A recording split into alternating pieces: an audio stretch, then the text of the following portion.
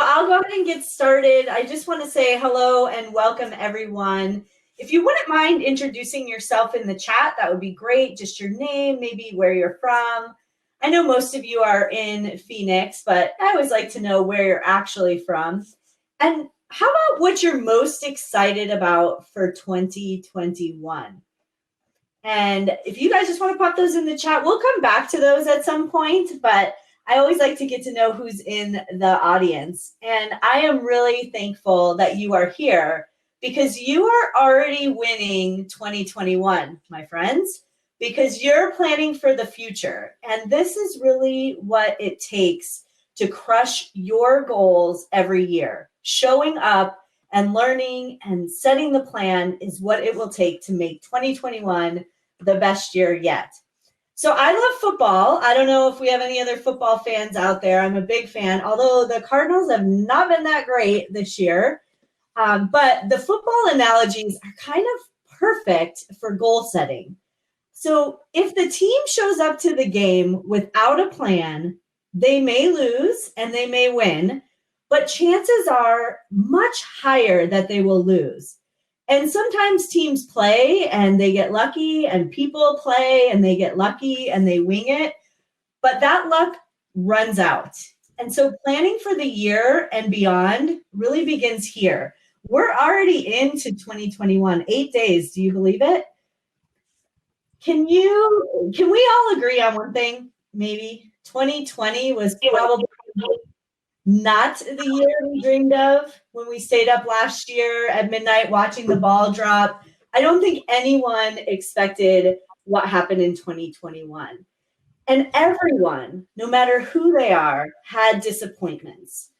It was not the year we hoped. So I'm excited for 2021. Anyone else? Yeah? So Allison, can you tell me what people put in the chat as far as what they're excited about for 2021? Yeah, so Christy, she's from Phoenix, and she's most excited about crushing her bold goals. Oh, and great. Then Peter is here, and he is most excited for this session. Thanks, Peter. Oh, great. What about you, Allison? What are you most excited about? Well, like I told you, I'm going on this road trip. So I'm starting with Seattle, but I'm thinking about maybe taking 12 months and just spending a month in each city and kind of just going on an adventure. So that's super exciting. That's really exciting. I want to tag along. I think that would be fun. This is like the perfect time to do that because what other time in history have we had time to just work from home or work from wherever? It's just a great time to do something like that, a road trip or explore. I've actually been spending time in Chicago. I drove up here. I'm doing it the opposite because normally you would do that in the summer, but the snow's been nice. So it's been a lot of fun. Seattle isn't warm. It's rainy, I hear. I hear it rains like almost every day. So I'm in the same boat. Yeah, cool. Well, today you signed up, you showed up, and most importantly, you're here for you to dream about your future. And I'm here to cheer you on, my friend, because I really want 2021 to be your year. So for those of you who don't know me, I know many of you do. My name is Sara Mayer, and I'm known for crushing bold goals. And those big goals are the things that some people may think are totally outrageous, unachievable, and maybe not even worth somebody's time. And it all started for me when I was a young girl, and I wanted to crush this big, bold goal of becoming a world champion equestrian. So that's horseback riding, if you're not familiar. And to some, they would say to me, that is totally not achievable. And they may have been right. You see, I didn't have a horse. I had no money for the fancy outfits and lessons. And both my parents worked, so they didn't have the opportunity to take me to and from the barn every day. My road to becoming a world champion was not easy, and it took years. It was not something that I did in 1 year and checked it off the box. But how it happened was hard work and a ton of commitment. So some may have given up. It took me 18 years to accomplish that goal. But what I learned from that process was how to plan out goals strategically at a very young age and then build on them every year and come back to them. And this ability has carried me throughout my adult years. So today I'm going to teach you how I set and crush those goals every year.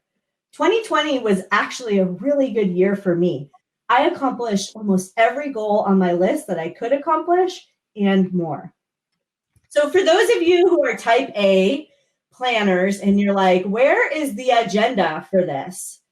Go ahead, take it down a notch. It's okay. Toss out those rules and just go with the flow. I do want to see you, so I'm going to stop sharing. So seriously, here's what we're going to do today. I'm going to give you a little taste because I know some of you really like the agenda. So first, we'll start off with a little short lesson and then some reflection. Then we'll jump into goal setting and the creation of your year. And then finally, I'll share the steps to plan and manifest your goals. Now, there is one rule because I like to make rules. So this is about you. So turn off your phones, close your door, kick your kids out. If you're listening to TV or podcasts in the background, go ahead and turn that off because I really want you to focus on you. And this is your dream, your goals, and your time. Before we jumped into the planning and creative process, let's talk about New Year's resolutions real quick. Anybody set those in the past? Yeah? Yeah, me? Okay, a couple people. Well, they don't work. In fact, only 8% of people actually achieve New Year's resolutions. Most, that if you're a math person, I know Peter is a math person and he's in the room, that means 92% of people don't achieve their resolutions. And in fact, most ditch them by week 3. So we're on week 1, 2 more weeks. You know, if we were non-COVID times, you would say the gym is always packed the first 3 weeks of January and then everything's back to normal. And why does this happen? I don't know why it happens, but I'm going to tell you my theory. Many of people approach New Year's like a magic switch, and they just celebrated. Maybe they had a little too much food or drink or something during the holidays, and they begin to think about all the things they didn't accomplish last year. So then they set out to do them again this year. And some of those things are New Year's resolutions year after year after year, but never accomplished. Has anyone done this before? Yeah, two. So by week 3, those New Year's resolutions are in the trash can. So what you are here to learn is how to set goals and visions every year that actually stick. And the first step in doing that is reflection. And it's reflection from a place of positivity. You see, a year is a very long time. We forget all the good and the bad over 12 months, and we tend to only focus on the last couple of months. And what we really want to focus on is the positive things rather than the negative. Not, I didn't lose weight, I didn't exercise enough, I worked too much, I didn't make enough money, I didn't get a new job, I didn't.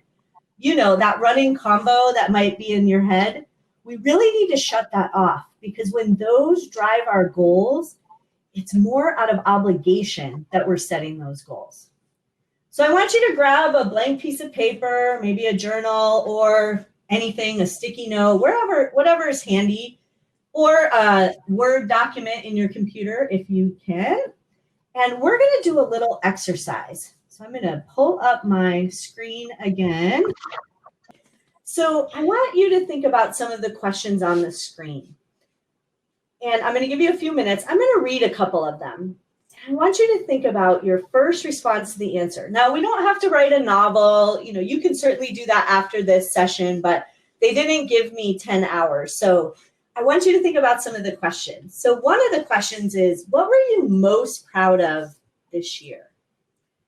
What about this one? What admirable thing did you do this year? I love this question. What brought you joy? And then what new thing did you try this year?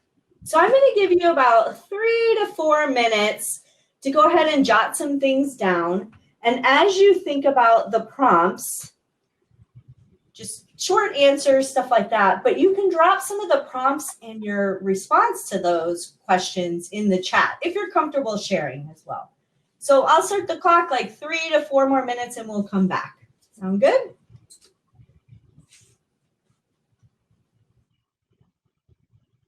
These are really good questions. These are some of my favorite.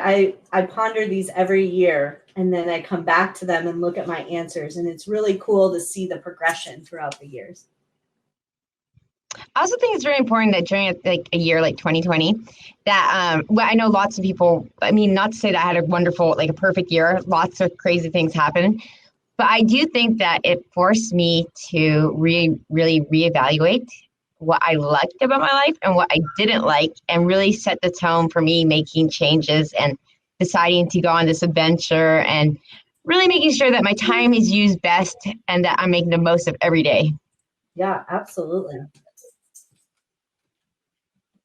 And we're going to talk about this, but I think one of the things 2020 has done is given us the opportunity to really examine the things that we were doing out of obligation, like going to certain events and just because you had to, school fundraisers, school events, business things that we couldn't go to, have allowed us to really think about, do we want to continue that when we get out of our current situation?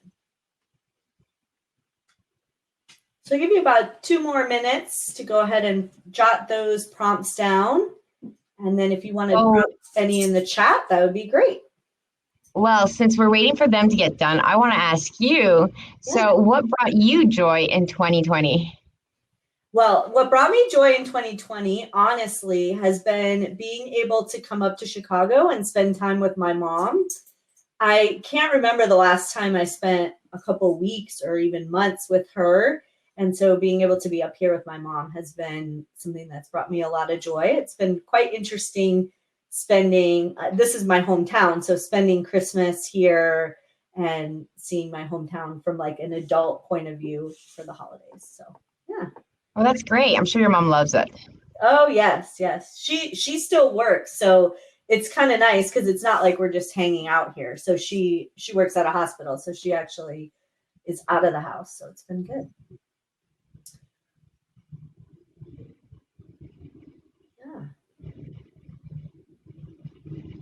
All right, so why don't we go ahead, and it looks like some people are finished. And if you're still finishing up, go ahead and finish up as well. You can also take a picture of this screen if you want to remember the questions and not write down like crazy. So I'm interested to hear what some of your takeaways are. One lesson I learned from this year, I'll kind of share that, is to let go of the things that no longer served me. And I lost my job, my full-time job due to COVID. And I really started thinking about my side hustle. That was something I just did on the side, which now is my full-time business and it's exploding. I'm busier than ever. But if it wasn't for COVID, I probably wouldn't have reimagined that. I probably wouldn't have walked away from my position. And now I'm so glad that I did. Were there any questions that stuck out for you, Allison, or anyone in the audience in the chat? I think Peter, he said same thing as you. And then I owned a recruiting business prior to COVID-19. That went out the door. So then I really reevaluated, like, where's my passion? I've always wanted to be like a business consultant for startups. Not an easy thing to get into. So I went and worked. Now I'm working for a startup and I give advice to startups and I absolutely love it. And it gives me the freedom to go travel around. And every day I feel empowered to do stuff that I love. So I guess I'm in the same boat as you and Peter. Cool. Well, and I do know you. Allison and I have met in person, and I think that's a perfect position for you. Yeah, I'm really excited about it. It's a great position. All right. Well, you can continue to reflect on these questions, and I encourage you to do it annually. But the key is coming at it from a place of positivity. And so many times the reason that New Year's resolutions don't work is because they're really not what is important to us. Some people flip through magazines or social media and they pick up pretty photos. They may do a vision board or just look at other people's social and decide, I need to do that. Like, that guy has a 6-pack, I need to have a 6-pack. Or this person is traveling the world, I need to do that. But those are not truly what we desire. Those are the things that are influenced by other people. And sometimes people set goals, but they don't achieve them. And those are things that they think they really want. And I'm going to tell you that the reason sometimes people don't achieve their goals is because they tend to take these big goals and then they make them measurable and realistic, and they put them in this little box and they shrink them down into something they don't really desire. So they took their big dream and then tried to fit it in this box. Or they think they only have 1 year to achieve these goals, so they better make it realistic. So that big goal tossed out is now this little itty bitty thing and probably not as exciting. So what I want you to do is really take some time to dream up what you really want with absolutely no restrictions, kind of like what you're talking about doing this year. Anything, if anything was on the table, what would that be? If you had no restrictions, money was not an object, might take you 18 years, whatever, what would your big, bold goal be? Does anybody have one? You can drop it in the chat. I did want to say that Christy, in response to the last question, she said she's most proud of 30 years of marriage, most proud of full remodel of this year, and most joy from all the family time, which is awesome that this COVID have given families more time to connect. Yeah, absolutely. Those are great, Christy. So does anybody have like a goal that maybe that they've thought about for a while that's big and bold? I know it's scary to put it out there. Christy's being brave. So she said, yes, build a teen adventure camp for foster kids. That is awesome. Oh my gosh, I love it. So Christy, we need to connect because I actually am a foster parent to 2 teenage girls and they would love that camp, but they're also grown now. My oldest is 21 and she would love to work at that type of camp. So we need to connect. That's a bold goal for sure. Anyone else? Peter actually remodeled his living room by hand, and he used to flip properties, and this made me think of that. So that's what he said. Oh, good. Cool. All right. So what this exercise is really about is allowing yourself the time to sit and think about what would you really want if there were no restrictions. And then to pick the top 2 to 3 goals. Some of them are so big, like Christy's goal is a big goal. You might just want one. And goals don't need to be SMART goals. Actually, I don't really like SMART goals if you didn't notice. When things are big and lofty, they're often not realistic. Like if Christy were able to say, if I were to say, is that realistic? Probably not. Is it going to happen in a year? Probably not. But that big thing can happen. And the big stuff is really a long game. It's not something that you can say in 2021, I'm building a foster camp unless you're really excited and gung-ho. But if you don't do something in 2021, it won't happen in 2022 or 2023 or 2024. So your goals really need to be what you really want and desire in life that lights your fire. Not somebody else's fire, not what people say on the internet you need to do, fancy car, fancy house, what really lights you up. So once you have those goals, and you probably won't be able to do that today in this session, you'll need to go back, make a note to go back and sit down. You want to write those out and don't be scared about what you put. Like you may go back to your spouse and say, hey, this is what I want to do. And they may look at you like, what? But what I can tell you is I've done this exercise with other people. And one lady told me, I want to move to Nashville. Her and her husband had always lived in LA. She'd been saying this for 6 years. She had wrote plans, everything. And some of the plans were just to keep talking about Nashville to her husband, to keep going to visit, to keep, listening to country music. They seemed silly at the time. What do you think happened during COVID? He walked downstairs one day and said, why are we still sitting in LA? Why don't we move to Nashville? And now guess where they're at? Nashville. Nashville.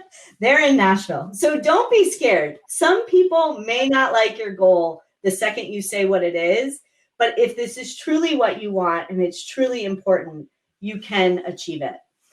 So creating the goals is the first step, step number one. And then next, I encourage you to create a visual. It doesn't have to be fancy. You don't need to hire a graphic designer or anything like that, but it should be a representation that keeps your goals at the forefront of your mind. And I like to put this everywhere. It's on the back of my bedroom door. It's the wallpaper to my phone. It's the piece of paper that shows up every time I open my planner. It's on the back of my computer wallpaper screen. And this image really will increase your chances of achieving your goals, but it also provides daily inspiration. But what I don't want you to do is create this visual and then leave it unnoticed on the back of your door and never look at it, or it just becomes like the paint on your wall. You don't even notice it anymore. So step one, create your goals. Step two, create your visual. And then we need to create intentional focus on these goals. That's how you will manifest them and make them come alive. So you need to create a system around your goals that incorporates. Sarah, you just cut out. Back?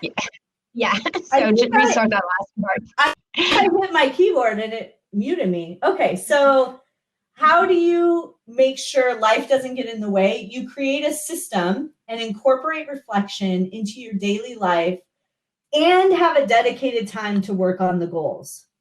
And that's really what's important. So you outline each of the goals. You don't need to know all the steps to accomplish the goal. You just need to know the first couple of steps. So maybe the first step is to research the first step. Christy may know a lot about starting a camp at the for foster kids, or she may not. But the first step could be to research other camps that are out there, what it would look like, the foster care system, whatever it is. And once you outline those first three steps for the goal, it's really important to then create your system. And your system is taking out your calendar. I'm a planner. I have like a physical planner. Some people do it on their phone, but you want to take out your calendar and plug time into your calendar each week to work on your goals. These should be the first things, the first appointments that you make every week with yourself, not other things like check email or anything like that. You want to plug in the most important things first. After you take out your calendar and plug everything in, then you want to work that plan. So we created the first three steps. When you open up your calendar and you're ready to work on your goal, that's the first thing you work on. Once you're done with that, you will continue to work the plan, adding more steps as you run out of steps. And then each week you want to reflect on your progress. You add more steps and adjust as needed. You might ask yourself, hey, why didn't I work on this? Why am I getting stuck? Why am I not moving forward? Why do I think this might not be a good goal? Who's criticizing my goal? Am I not committed to this? Or did life just get in the way? And that's really what's important. I founded a nonprofit years ago with a group of friends, and we were all gung-ho. We wanted to do this nonprofit. We were super excited. There were 5 of us. We're like, we're going to change the world. And we were like ready to go. Everybody was gung-ho. And then they tasked me with creating and writing the 501c3 documentation for the IRS. That sounds like a totally sucked the energy out of that goal. And so I downloaded this document. It's like 200 and something pages. And the first couple of questions were easy. Name of the organization, address. And then it was, what's your mission and purpose? And so I would open this document and I'd look at it and I'd Oh, I got to check my email. Oh, somebody needs me to respond. Oh, Facebook, this is going on. Oh, that. And everything got in the way. Many, many times I opened this document and I got a few questions down, and then it would ask for the financials. I'm like, we haven't even started. What are you talking about? And it would say, well, you need to create 5 years of projections. What? 5 years of projections? It was the worst project ever. I started putting it on my calendar. The first couple times I put it on my calendar, I stared at this document and I found 20 other things to do. Clean my office, refile papers. Like, nobody wants to do that. I was just avoiding it. And when I finally got real about it and said, this is important and this is what it's going to take for us to accomplish this goal, I found that I was able to do it in 35 minutes, which was even more annoying. But now people hire me to do their nonprofit paperwork, and I do it in less than 35 minutes. And I've had 4 other nonprofits that I've helped found. That thing took me 6 months to get done for our nonprofit, but for everybody else, it's like one thing. And that comes from dedicating the time and really focusing on it and adjusting as needed. And I had to give myself a reality check. I was like, dude, you're a pretty smart woman. You can figure things out. Why can you not complete this document? People found nonprofits all the time. And it was because it was hard. It was not easy. It was something that I really wanted. The group of us really wanted.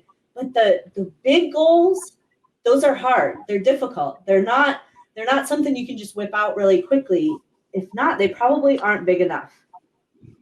So after you build this into your system, put it on your calendar, check your progress, one of the things many people do not do is celebrate. Oftentimes we move on to the very next thing. We're like, okay, we did that IRS paperwork, next.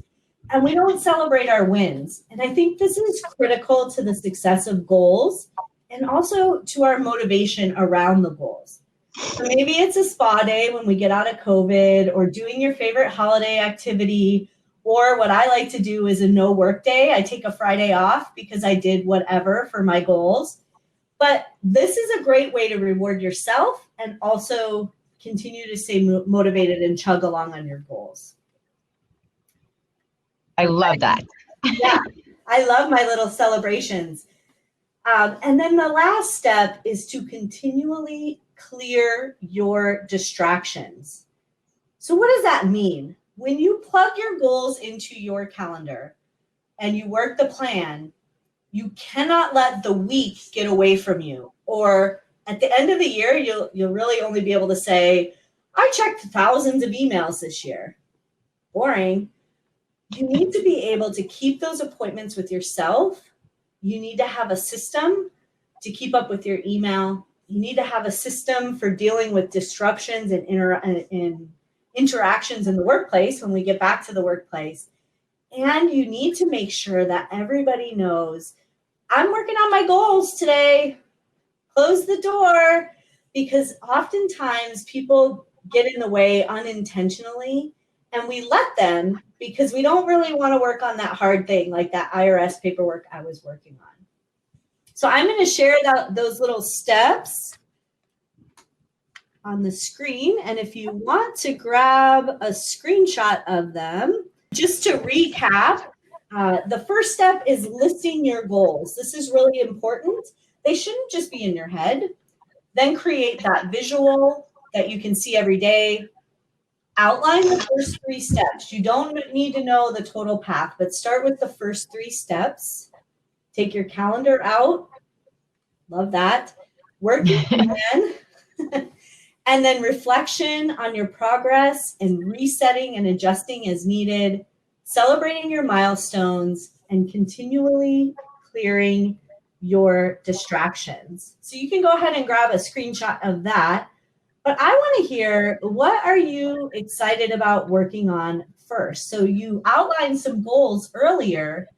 As you're thinking about those first 3 steps, what are you excited about? What are you going to jump in and get done?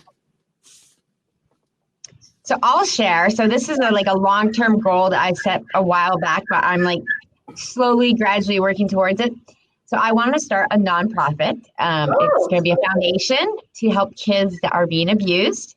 So my goal for this year is to buy the domain. I'm pretty sure I can just do that like really quickly. So I think I'm just gonna get that done. I'm gonna set myself a goal to do it. I'm driving to by the time I'm in Seattle for a month, I will do it within that month. So that way it's just done, and then I can move on to the next step. That's great. Well, we need to talk because as I mentioned, I'm like the nonprofit setup queen. So I'd love to help you. Yeah, you got my ears. You definitely are going to be a first girl I call.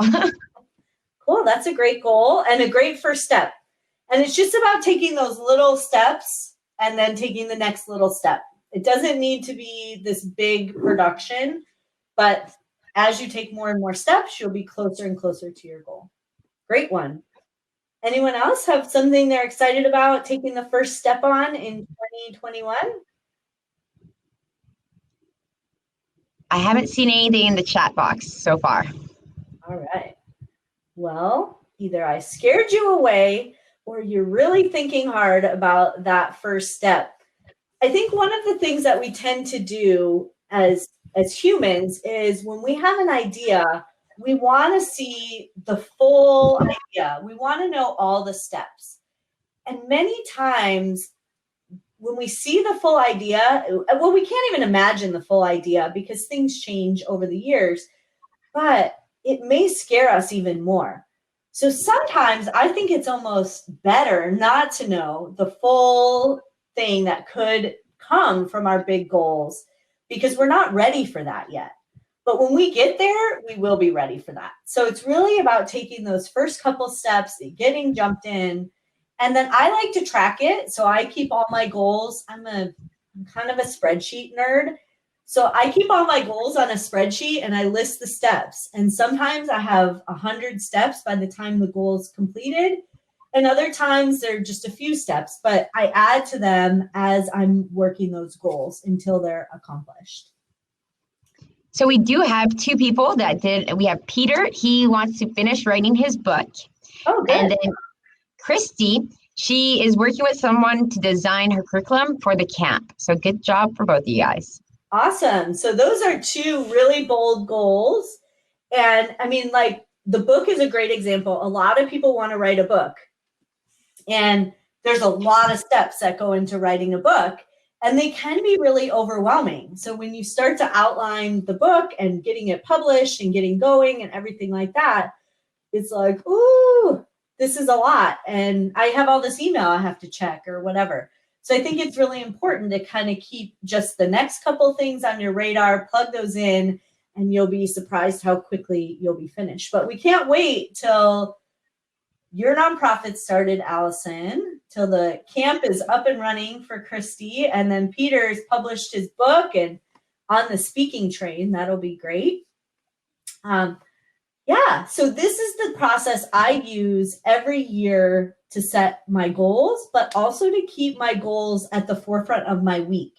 And at the end of every week, I like to celebrate mini celebrations for small milestones and bigger celebrations for big milestones, all the work that I've done towards my goals. And that keeps me motivated because then I'm really excited. Now, I'm not going to say that some weeks I don't do as much as I want towards my goals, or I get stuck and I can't move forward. But this process helps me to pick myself back up and keep moving forward, even if my friends think I'm crazy or my mom says, "What are you doing? How are you going to make money at that?" That was my mom's comment when I first was like, I might do this business thing. And then now she's like, "You're so busy. What are you doing all day?" I'm like, "That business thing." So for her, she didn't understand, but that wasn't her goal. It was my goal. And that's what's really important. As you build your system and your process, it comes alive, and then people will start to see your excitement around it, and they will also see your passion. But as you make progress towards it, it will become a reality not only for you, but for others. So I do have some time if you want to if you have any questions about the process I outlined, I'd be happy to answer them. I love it. I think that your process is really, it's simple. It's like the KISS model. Keep it stupid simple, you know? Yeah. And I think that is really key because you should focus on one goal, like one step at a time. It's like if you're climbing a mountain, you don't need to look at the summit. You just need to take the next step and the next step and the next step. And I think that falls right in line with that. Yeah, exactly. Thanks, Allison. And we should definitely talk. I know lots of people that are starting nonprofits, so you are going to be my nonprofit girl. Yeah, I like the nerdy stuff. So the paperwork now is super easy, which is great. Anyone have any questions or other comments? Christy says she loves it. It is sometimes overwhelming to look at the whole project. So just by taking one little step, you can get to the top of a mountain without getting overwhelmed. Yep, exactly. I was actually hiking last weekend and I remembered to take one step at a time, and that's what I did. You know how when I don't know if you guys have had this happen, but it's happened to me when I've been hiking in Phoenix, where you're hiking on a path and you get to this point where there's like a corner and you're like, oh, I must be almost to the top. And you're really not. It's like the Disney lines too, where they set them up and you're like, okay, well, I'm getting close. So you keep going. Whereas if you could see the entire path, how far you're actually waiting in line or climbing that mountain in one shot, you would probably quit. It's like running a marathon, 26 miles. If you actually saw that in one straight line, you would probably quit. So I think the little step process helps you to keep going because, just like when you turn that little corner on a mountain, you're like, oh, we're almost there. And then you're not. Then you keep going. You're like, oh, another corner, almost there. So it kind of keeps you going, that little motivation. But I think it's really important, and I can't say it enough, to celebrate every time you do turn one of those corners, because you have to look back at how far you've come just to get to that corner.